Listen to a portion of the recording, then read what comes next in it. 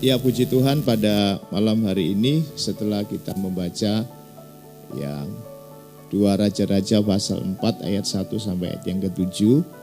Saudara, di sini ada seorang istri dari nabi dengan 2 orang anak. Ya, saudara, kedatangan penagih hutang. Ya. Lalu karena tidak bisa membayar hutang, mendapatkan ancaman 2 anaknya itu akan diambil. Nah, seorang ibu tentu akan susah ya. Saudara, suaminya itu seorang nabi dan sudah meninggalkan hutang lagi. Ya, jadi ibu ini dia lari kepada Nabi Elisa ya untuk mencari solusinya. Nah, saudara, pertanyaan yang pertama, nabi kok bisa hutang? Ya, saudara, dan juga takut akan Tuhan. Saya rasa hutang itu ya tidak memandang siapapun ya, saudara. Karena situasi keadaan orang bisa juga hutang. Ya. Kalau dulu saya waktu hidup masih kecil itu susah juga, bayar uang sekolah aja nggak bisa. Ya, bapak saya juga pernah hutang, saudara, dan hutangnya itu ya sering saya ceritakan tuh pas jalan di sebuah pasar. Ya, waktu dia pinjam mau bayar uang sekolah untuk saya karena beberapa bulan tidak dibayar, lalu uangnya itu dilempar, saudara, masuk ke beras. Ya, lalu ya bapak saya itu ngambil uang itu kan, kalau uang logam dulu ya dilemparkan ke beras itu kan masuk. Ya, jadi dicari lah. Sejak itu walaupun saya masih kelas berapa ya, SD itu, saya ingat sekali peristiwa itu. Memang susah ya kalau kita hutang, saudara ya. Nah, jadi siapapun bisa hutang ya, termasuk nabi ini ya, karena keadaan apalagi situasi COVID seperti sekarang ya. Kalau saudara jalan di daerah di daerah Kuta ya, waktu saya lewat di jalan Dewi bukan yang di Suari ya, apa namanya itu, Jalan Kartika Plaza. Kartika Plaza, saya itu nggak pernah menyaksikan, saudara, nggak ada mobil satupun itu ya, jalannya langgeng sekali sampai jalan-jalan itu. Pernah saya pergi ke Carrefour ya, satu saat juga tutup, banyak yang tutup, saudara. Cuma ada berapa vendor itu yang ini yang buka ya. Nah, saya sedikit sedih juga ya lihat situasi ya. Kalau di Denpasar masih mending ya, masih, tapi siapapun bisa hutang ya, bisa hutang, termasuk tadi ini nabi sekalipun meninggal tapi meninggalkan hutang itu cukup susah ya. Istrinya, lalu juga ada 2 anak, kalau tidak bisa bayar nanti akan diambil anaknya juga. Nah, kan sesuatu yang menyesakkan ya. Nah, jadi saudara, kalau kita lihat ya dalam pembacaan ini ya, utang itu saya pikir tidak masalah dalam pengertian kalau memang terpaksa ya karena situasi. Tetapi yang tidak membayar hutang itulah yang dipermasalahkan. Maka itu dalam konteksnya ini Tuhan bertanggung jawab ya. Jadi sekalipun nabi sudah meninggal, menyisakan hutang kepada juga anak dan istri itu, saudara. Tetapi Tuhan bertanggung jawab ya untuk menyelesaikannya. Nah, saudara, sebab Tuhan tidak juga menghendaki kalau sampai tidak dilunaskan. Nah, saudara, saya ingat itu ada mengapa ya orang-orang Tionghoa ya, orang-orang Chinese itu dia itu kadang-kadang ekonominya bisa berhasil ya. Saya itu ingat ada 3C ya, C, filosofinya itu 3C. Ya, C yang pertama itu Chengli ya. Chengli itu masuk akal lah ya. Masuk akal itu menurut aturan ya bisalah diterima lah, Chengli itu. Dia kalau bisnis itu seperti itu. Yang kedua itu adalah disebutkan di sini adalah cincai ya. C yang kedua itu cincai itu apa ya namanya, ndak ribet ya, ndak ribet gitu. Ya, jadi cengli, yang kedua cincai, dan yang ketiga itu cuan.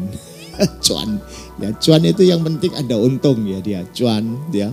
Jadi cuan ceceng ya, cuan oceng atau cuan cetun dulu ya.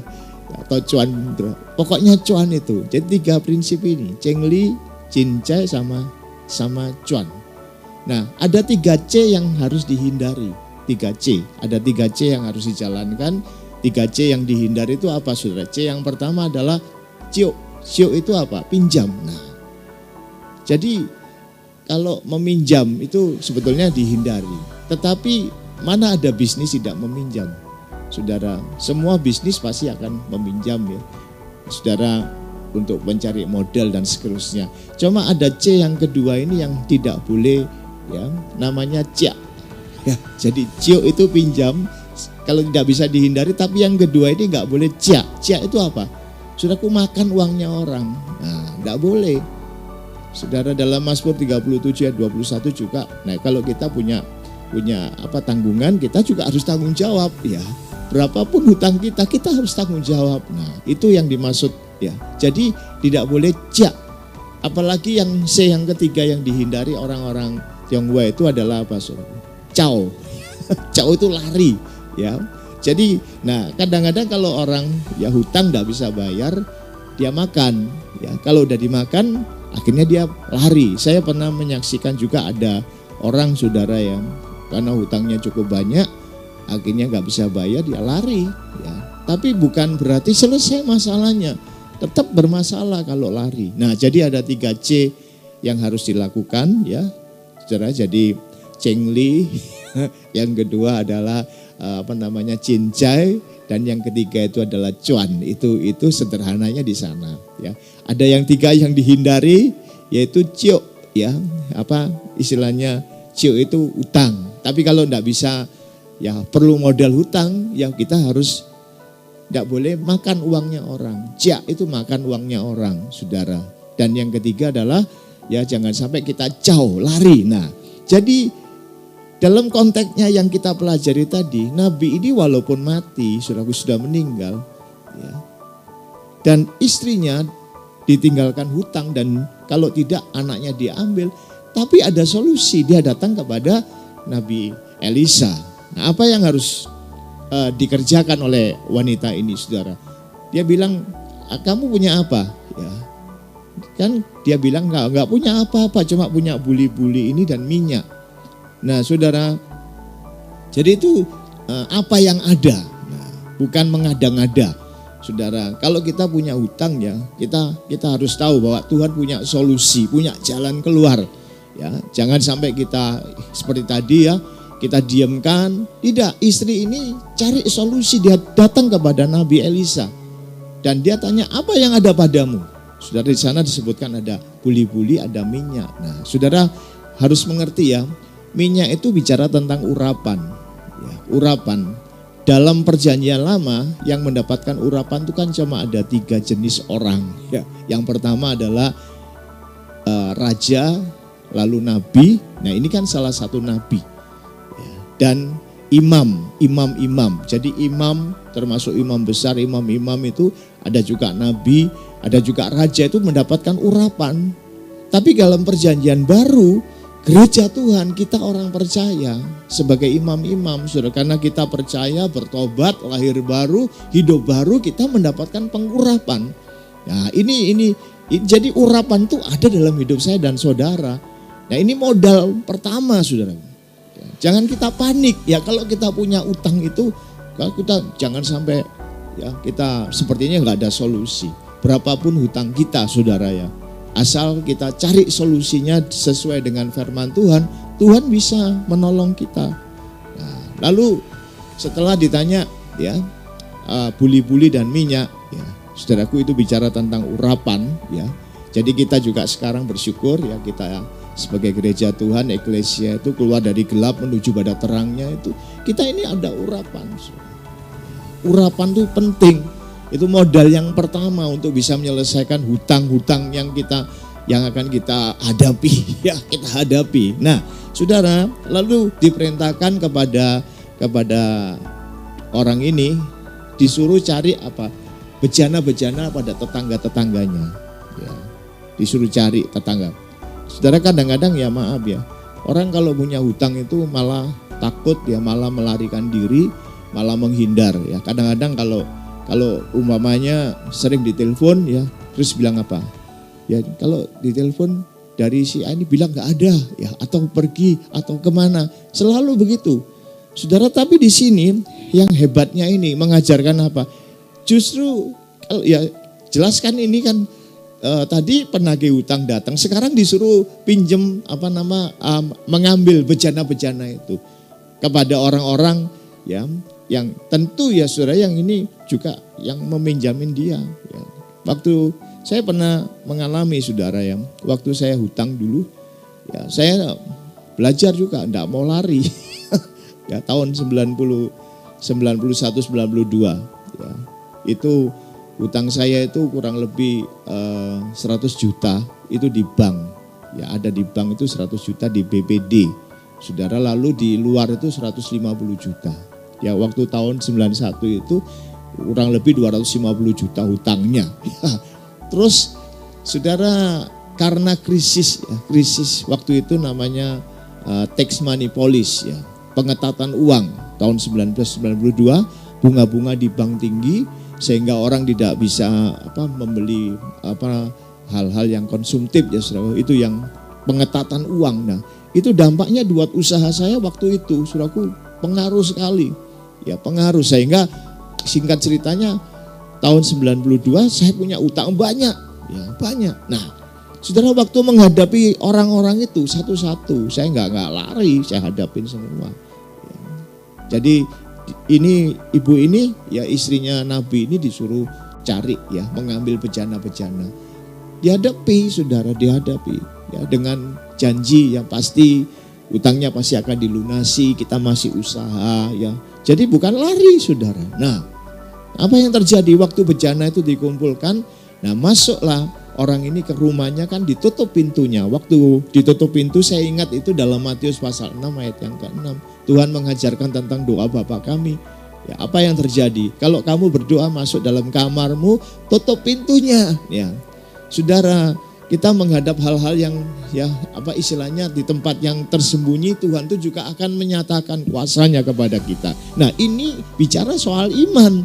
Ya, saudara, dikatakan hidup kita bukan karena melihat, memang caranya beda. Nah, saya juga rasakan saudaraku waktu saya menghadapi hutang tahun 92 ya, itu dengan ibu gembala dengan istri. Wah, itu berdoa. Ya, Fani itu masih umur berapa? 85, masih 6 tahun. 7 tahun, masih kecil. Ovel tahun 89 lahir ya. Itu masih 2-3 tahun, masih lucu-lucunya itu ya. Bapaknya punya utang banyak saudaraku ya. Wow, tapi enggak lari, enggak seperti tadi ya, lalu caw gitu, enggak ya. Hadapi, bawa dalam doa. Kita berdoa saudara. Ya berdoa. Kita hadapin orang-orang. Saudara, apa yang terjadi dalam 92, 94 udah selesai, 93, 94 udah selesai. Saya ingat sekali saya beli mobil baru ya, tahun 94 ya. Saudara, itu mobil baru saya bisa beli. Selesai ya. Tuhan itu luar biasa, saudara. Jadi kalau kita punya hutang, Tuhan itu nggak mau kita istilahnya ngejak itu ya, ngambil uangnya terus kita lari lagi. Enggak, jangan saudara. Itu tidak penyelesaian. Ya, penyelesaian ininya hanya aku bisa lari kepada Tuhan. Nah, saudara, jadi wanita ini tutup pintunya, apalagi 2 anaknya, 3 orang. 2-3 orang berkumpul dalam namaku, aku hadir. Ya, waktu Sadra Abednego, saudara, itu waktu dia dapat ancaman api ya, yang 7 kali lebih panas itu, di sana ada 1 orang anak dewa ya, istilahnya Tuhan Yesus itu datang.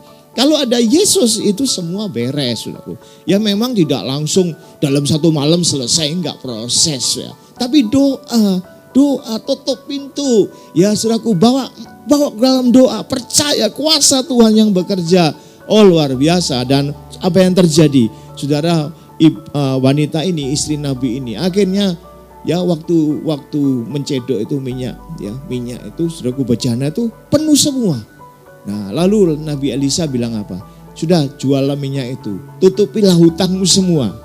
Dan kamu hidup dari sisanya, berarti masih bisa ada kelebihan. Dia hidup, sudah, tidak sampai hidup dalam suasana hutang ini. Ya memang kalau suasana hutang kan jujur kan nggak enak. Saya sudah merasakan, saudara, hutang itu pasti nggak enak ya. Ya, kadang-kadang kita ditagih, kita diintimidasi, seperti ini diintimidasi. Nah kita sebagai orang Kristen, saudara, kita lari kepada Tuhan. Kita minta urapan itu tetap ada. Saudara, urapan itu ada dalam hidup kita. Dan apa yang terjadi? Saudara, tanpa kita bagaimana ya prosesnya itu. Sebab waktu terjadinya air biasa menjadi air anggur itu kapan terjadinya itu prosesnya? Ya itu nggak tahu, tapi itu terjadi. Demikian juga waktu saya rasakan, saudaraku, sampai ada yang menghina. Ya dulu saya pernah pelayanan juga. Kamu nggak pantas, kamu ya disuruh turun dari mimbar, saudaraku. Wow, karena hutang dipikir saya nggak bisa bayar gitu loh. Tapi kita punya Tuhan yang hebat. Akhirnya kita berdoa, saudara, hutangnya satu demi satu lunas. Puji Tuhan. Nah Tuhan, saudaraku, ingin kita itu satu saat mengalami namanya financial freedom. Ya kita bebas dari hutang, itu paling enak ya. Bebas dari situasi pandemi seperti ini. Kalau kita nggak punya hutang enak. Tapi kalau kita punya hutang jangan takut. Sebab kita ada solusi, ada jalan keluar. Tuhan kita hidup, Tuhan kita luar biasa. Jadi inilah saudaraku ya yang bisa saya sampaikan. Dan saya juga sudah mengalami ya, jadi waktu itu tahun 92 sampai 94 saya sudah selesai. Ya, hutangnya itu kurang waktu itu ya di bank 100 juta. Di orang-orang itu saudaraku ya ada 150 juta dilunaskan. Luar biasa. Itu tahun dulu ya. Tahun sekarang enggak tahu berapa itu ya kira-kira. Tapi hutang besar atau kecil tetap hutang enggak enak. Saudaraku ya, dan Tuhan inginkan saya dan saudara harus menyelesaikan hutang itu. Jangan sampai kita diamkan dan kita juga lari gitu, jangan ya. Saudara, kita bicara kepada orang-orang itu, kita akan selesaikan. Dan luar biasa, Tuhan itu hebat ya, Tuhan yang kita sembah, sehingga kita boleh mengalami ya namanya terobosan finansial ya di bawah kaki Tuhan. Nah Tuhan berikan hikmat yang luar biasa. Puji Tuhan, inilah